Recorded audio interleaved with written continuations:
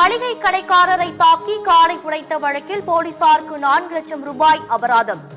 மனித உரிமை ஆணையம் அதிரடி உத்தரவு.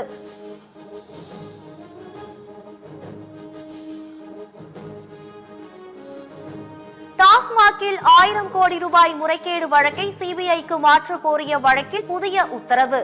41 வழக்குகளின் நிலை அறிக்கையை தாக்கல் செய்ய லஞ்ச ஒழிப்புத்துறைக்கு சென்னை உயர்நீதிமன்றம் உத்தரவு.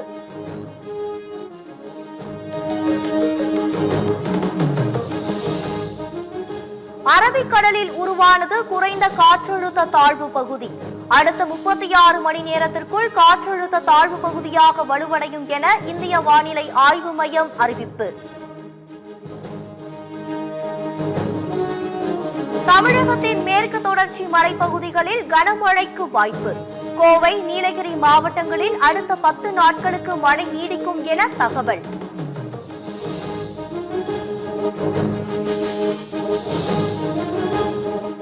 சென்னையில் ஆபரண தங்கத்தின் விலை மீண்டும் 72,000 நெருங்கியது. கிராம் ஒன்றுக்கு 8,975 ரூபாய்க்கும் சவரன் 71,800 ரூபாய்க்கும் விற்பனை.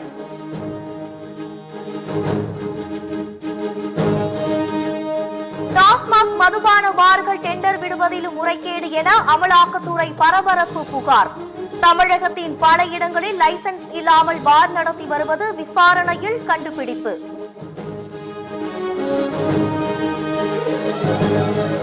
கொடநாடு கொலை கொள்ளை வழக்கு. குற்றம் சாட்டப்பட்ட 12வது நபரான ஆத்தூர் ரமேஷ் கோவை சிபிசிஐடி அலுவலகத்தில் ஆஜர்.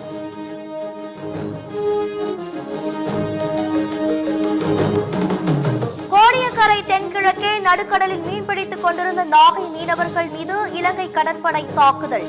படகு மீது மோதியதுடன் 2.5 லட்சம் ரூபாய் மதிப்பிலான மீன்பிடி உபகரணங்களை எடுத்து சென்று அட்டூழியம்.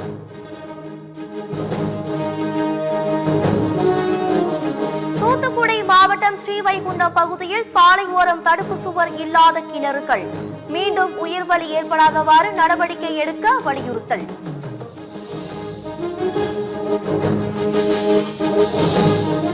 சிவகங்கை மாவட்டம் மல்லாக்கோட்டை கல்குவாரியில் பாறை விழுந்த விபத்தில் பலி எண்ணிக்கை 6 ஆக அதிகரிப்பு. தனியார் மருத்துவமனையில் சிகிச்சை பெற்று வந்தவர் உயிரிழப்பு.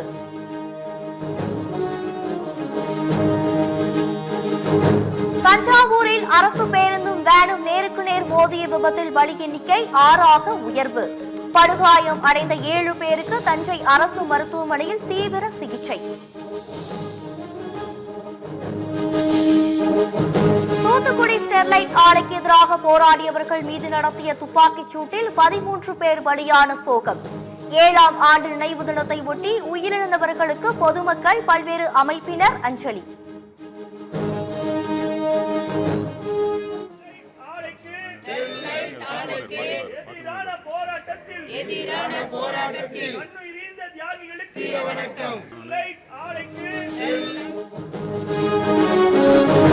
ஜம்மு காஷ்மீரின் கிஸ்துவார் பகுதியில் பாதுகாப்பு படை தீவிரவாதிகள் இடையே கடும் துப்பாக்கிச் சண்டை.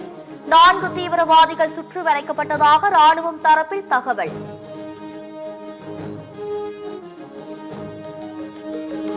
உத்தரப்பிரதேச மாநிலம் பதான் மாவட்டத்தில் செயல்படும் தொழிற்சாலையில் பயங்கர தீ விபத்து. கரும்புகையுடன் கொழுந்துவிட்டு எரிந்த தீயை அணைக்கும் பணி தீவிரம்.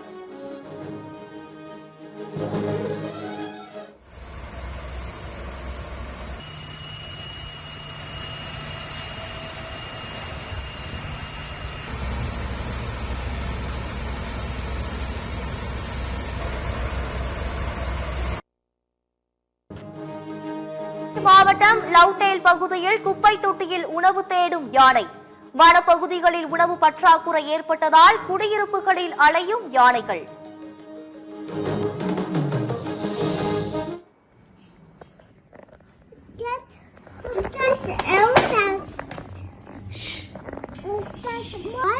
I think she is pregnant.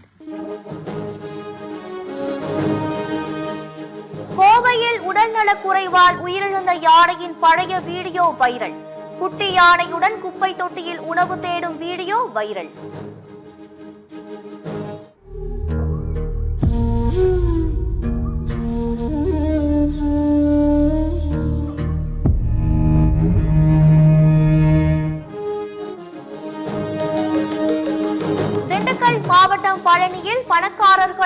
வைத்து பணம் பறித்த கும்பல்.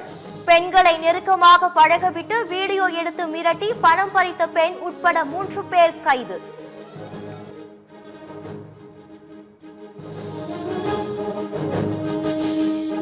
நாடு முழுவதும் வரும் 29ஆம் தேதி முதல் கடும் வெப்ப அலை வீசுமா?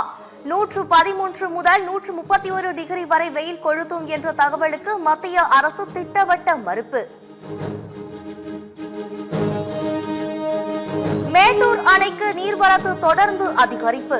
வினாடிக்கு 13,606 கனஅடியாக நீர்வரத்து உள்ள நிலையில் அணையின் நீர்மட்டம் 110.77 அடியாக உள்ளது.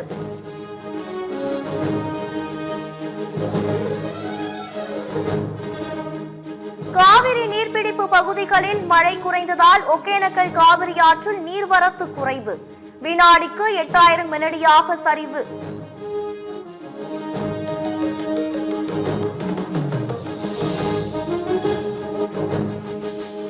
நாடு முழுவதும் அம்ரித் பாரத் திட்டத்தில் மேம்படுத்தப்பட்ட 103 ரயில் நிலையங்கள் இன்று திறப்பு.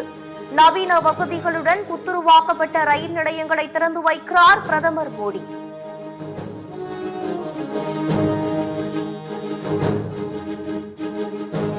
ஆந்திர மாநிலம் நல்லமலை வனப்பகுதியில் கரடி குட்டியை கவி சென்ற புலி. ஆக்ரோஷமாக சண்டையிட்டு புலியிடம் இருந்து குட்டியை மீட்ட தாய் கரடி.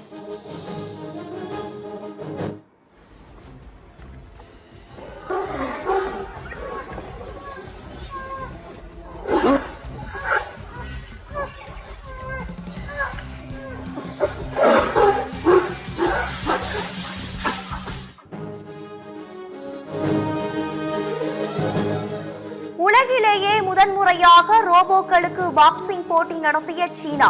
பள்ளி வளாகத்தில் நடைபெற்ற போட்டியை கண்டு சிறுவர்கள் உற்சாகம்.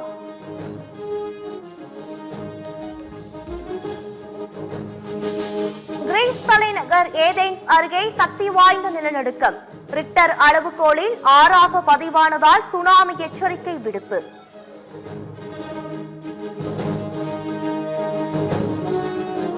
கடைசி 2 ஓவர்களில் 50 ரன்கள் கொடுத்ததே தோல்விக்கு காரணம் என டெல்லி அணி கேப்டன் டு பிளஸஸ் கருத்து. அக்சர் பட்டேல், மிச்சல் ஸ்டார்க் இல்லாததும் பின்னடைவு என பேட்டி.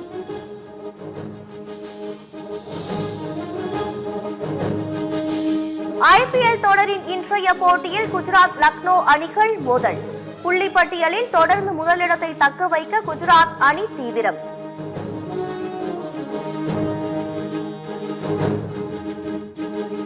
இங்கிலாந்து டெஸ்ட் தொடருக்கான இந்திய அணி வரும் 24ஆம் தேதி அறிவிக்கப்பட வாய்ப்பு. கேப்டன் பதவிக்கு சுப்மன் கில், பும்ரா இடையே கடும் போட்டி.